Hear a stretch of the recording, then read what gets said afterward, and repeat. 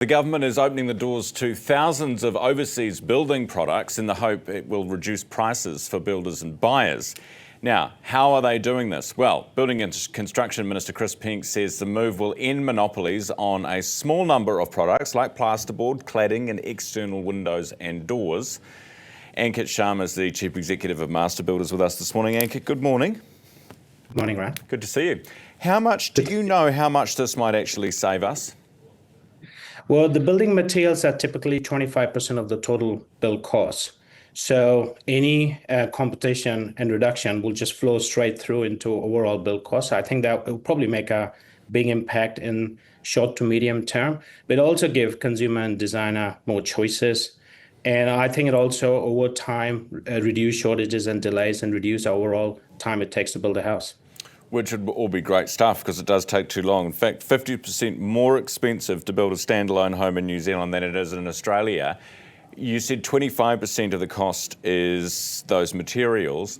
They will come down a little bit, but it's not going to move the dial massively on that number, is it? That's correct. So I think currently where the cost of pricing is for housing and affordability, any movement, I think, is a good movement. Another way I look at it is there's a lot of innovation happening globally in building and construction around how we build houses, productivity, resilience. So this opens our doors to global products and global innovation. And I think that will have an impact in medium to long term when we start bringing some of that best practice into New Zealand.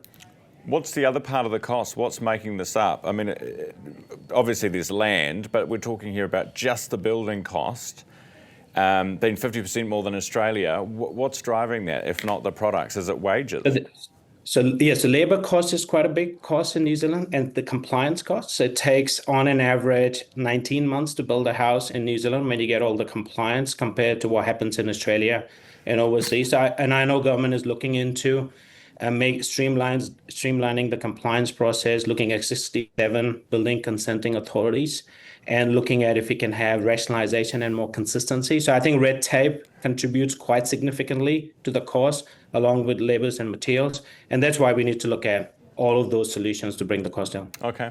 When you say 19 months, do you mean it takes us 19 months longer to get a house consented than it does there? Or is that how long it takes us on average? Do you know what the difference is?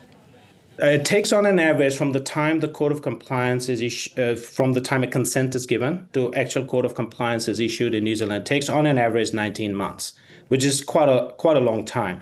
And one of the challenges for us is even for simple homes, which are not complex, don't have high risk, sometimes you can have 14, 15 inspections you have to go through. So I think that also contributes to the cost and time it takes for us to build houses in New Zealand.